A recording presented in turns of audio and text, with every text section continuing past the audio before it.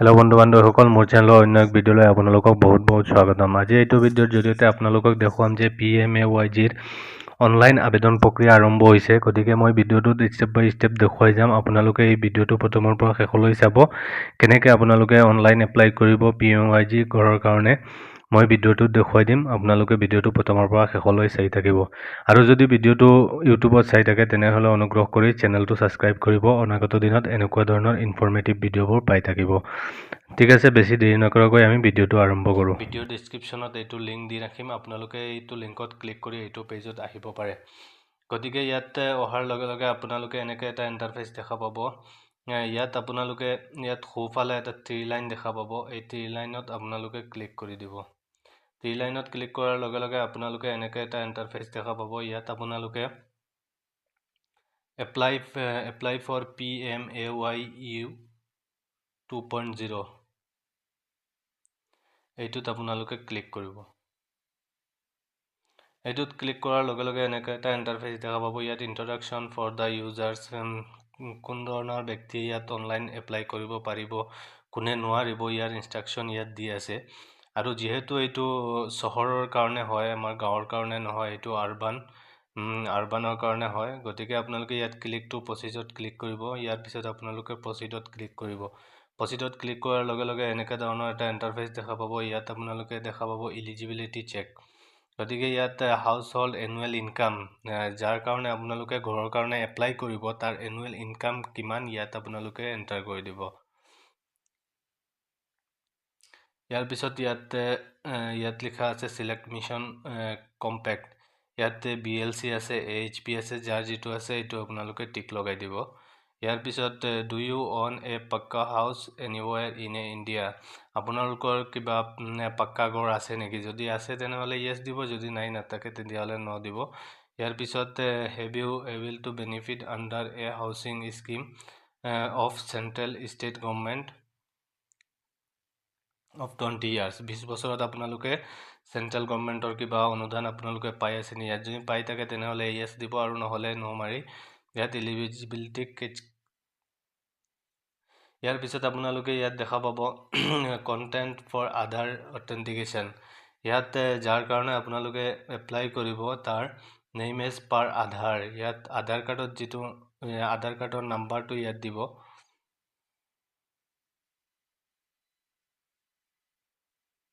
ইয়াৰ পিছত আধাৰ কাৰ্ডত যেনেকা নাম আছে তেনেকা নাম ইয়াত এণ্টাৰ কৰি দিব। ইয়াৰ পিছত আপোনালোকে ক্লিক হেয়াৰ টু আইডেণ্টিফাই এইটো টিকমাৰ্ক লগাব। ইয়াৰ পিছত জেনাৰেট OTPত ক্লিক কৰি দিব। ইয়াত ক্লিক কৰাৰ লগে লগে আপোনালোকৰ মোবাইল ফোনত এটা OTP আহিব। OTP অহাৰ লগে লগে আপোনালোকে ইয়াত এণ্টাৰ OTPত ঠাইত আপোনালোকে OTPটো ফিল কৰি দিব।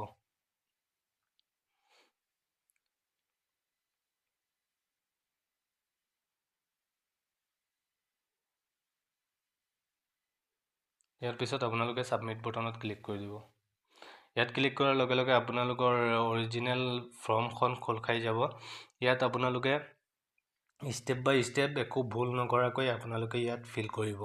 গতিকে প্ৰথমত ইয়াত দিছে প্ৰিফাৰ্ড পাৰ্চিয়েল অফ স্কিম, আৰু ইয়াৰ তলত ষ্টাৰ এইটো দিছে বেনিফিচিয়াৰী লেণ্ড কনষ্ট্ৰাকশ্যন, এইটো লেণ্ডৰ এইটো দিব, নাম্বাৰটো দিব।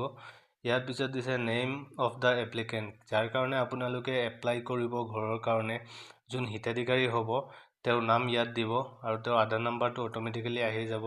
আৰু ইয়াত আপোনালোকে ডেট অফ বাৰ্থটো বহাব। ইয়াৰ পিছত জেণ্ডাৰটো মেল হয় নে ফিমেল হয় আপোনালোকে বহাব।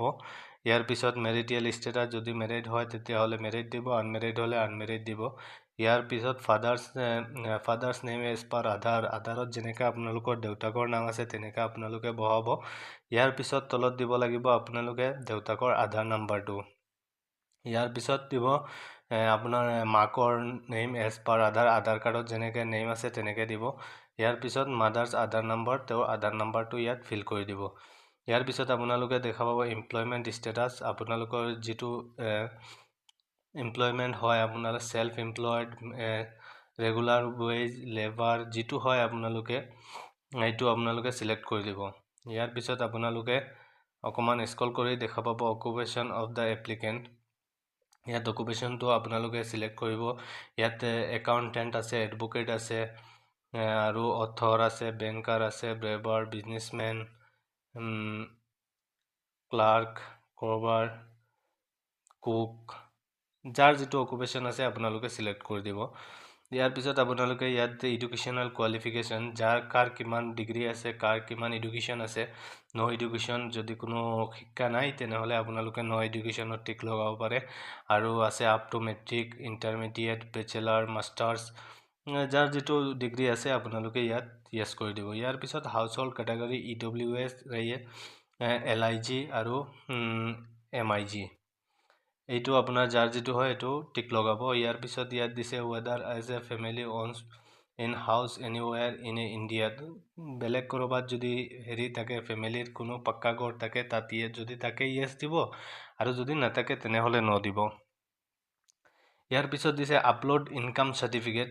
ইয়াত আপোনালোকৰ ইনকাম চাৰ্টিফিকেট, যিটো ইয়াত ইনকাম প্ৰথমত দিছিলে, ইয়াত আপোনালোকে ইনকাম চাৰ্টিফিকেটটো ইয়াত আপলোড কৰি দিব লাগিব।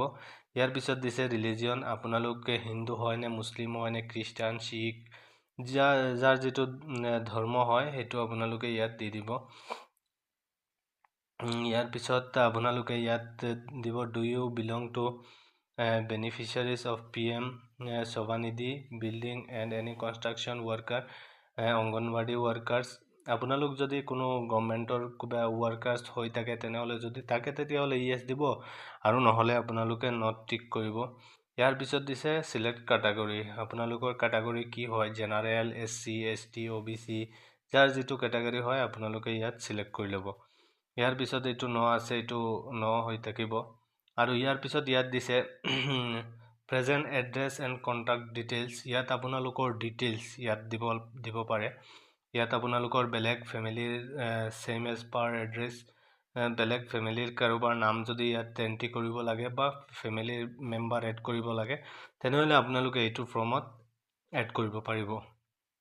ইয়াৰ পিছত আৰু দিছে housing construction site in address, house construction ছাইটৰ আপোনালোকৰ হাউচ হয় ফ্লেট নম্বৰ ইয়াত দিব লাগিব। নেম অফ দ্য ষ্টেট, আপোনালোকৰ ষ্টেটৰ নাম দিব লাগিব।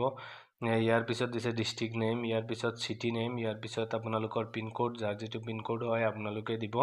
ইয়াৰ পিছত আপোনালোকৰ মোবাইল নাম্বাৰটো দিব। ইয়াৰ পিছত আপোনালোকৰ ইমেইলটো ইয়াত বহাই দিব। ইয়াৰ পিছত আপোনালোকে আপলোড লেণ্ড ডকুমেণ্ট, ইয়াত আপলোডত ক্লিক কৰি আপোনালোকৰ লেণ্ডৰ যিটো ডকুমেণ্ট আছে এই লেণ্ড ডকুমেণ্টটো আপোনালোকে ইয়াত আপলোড কৰি দিব। এইটো আপলোড কৰাৰ লগে লগে আপোনালোকে চিলেক্ট ইয়াৰ, কোনটো ইয়াৰত হয়, আপোনালোকৰ প্ৰেজেণ্ট টাউন, চিটি, যিটো ইয়াৰত আপোনালোকে দিব এইটো ইয়াৰটো দি দিব। আৰু ইয়াৰ পিছত দিছে প্ৰেজেণ্ট হাউচ অ'নাৰশ্বিপ, আপোনালোকৰ অ'নাৰশ্বিপ হাউচ ৰেণ্টত থাকে নে ওন, আপোনাৰ নিজৰ যিটো হয় আপোনালোকে ইয়াত টিক মাৰ্ক লগাই দিব। ইয়াৰ পিছত ফেমিলি মেম্বাৰ ডিটেইলছ, এইটোতো ফেমিলি মেম্বাৰ ডিটেইলছ ইয়াত আপোনালোকে এড কৰিব পাৰিব। ইয়াৰ পিছত আহিল আপোনালোকৰ বেংক একাউণ্ট ডিটেইলছ, ইয়াত আপোনালোকৰ বেংকৰ সম্পূৰ্ণ ডিটেইলছ বিনা ভুলকৈ আপোনালোকে শুদ্ধকৈ ইয়াত এণ্টাৰ কৰিব লাগিব। প্ৰথমত আপোনালোকে দিব বেংক একাউণ্ট নাম্বাৰ, ইয়াৰ পিছত আকৌ এবাৰ দিব কনফাৰ্ম বেংক একাউণ্ট নাম্বাৰ। ইয়াৰ পিছত আপোনালোকৰ বেংকৰ এটা IFSC কোড আছে, এইটো IFSC কোড আপোনালোকে দিব। দিয়াৰ পিছত আপোনালোকে ইয়াত বেংকৰ নেমটো দিব আৰু ব্ৰাঞ্চৰ নামটো ইয়াত এইটো বাধ্যতামূলক, এইটো দিব লাগিব। আপোনালোকে এইখিনি দি ইয়াত য়েছ অপশ্যনত ক্লিক কৰি আপোনালোকে ইয়াত ছেভ কৰিব পাৰিব। আপোনালোকে ছেভ বটনত ক্লিক কৰি দিব। যিহেতু মোৰ এতিয়ালৈকে ইনকাম চাৰ্টিফিকেটটো নাই, গতিকে মই আপোনালোকক ইনকাম চাৰ্টিফিকেটটো আপলোড কৰি আৰু লেণ্ড ডকুমেণ্ট আপডেট কৰি দেখুৱাব নোৱাৰিলোঁ। গতিকে আপোনালোকে এনেকৈ লেণ্ড ডকুমেণ্ট আৰু ইনকাম চাৰ্টিফিকেট আপোনালোকে আপলোড কৰি ইয়াত আপোনালোকে ছেভ বটনত ক্লিক কৰি যাব। ইয়াৰ পিছত আপোনালোকৰ এপ্লাইটো হৈ গ'ল, আৰু ইয়াৰ পিছত আপোনালোকৰ এটা ৰিচিপ্ট ওলাব, এইটো আপোনালোকে স্ক্ৰীনশ্বট মাৰি ৰাখি থ'ব। গতিকে আশা কৰোঁ ভিডিঅ'টো প্ৰথমৰ পৰা শেষলৈ আপোনালোকে বুজি পাইছে, আৰু এনেকুৱা ধৰণৰ আপোনালোকে ষ্টেপ বাই ষ্টেপ ফিল কৰি আপোনালোকে PMYG চহৰত বসবাস কৰা লোকসকলে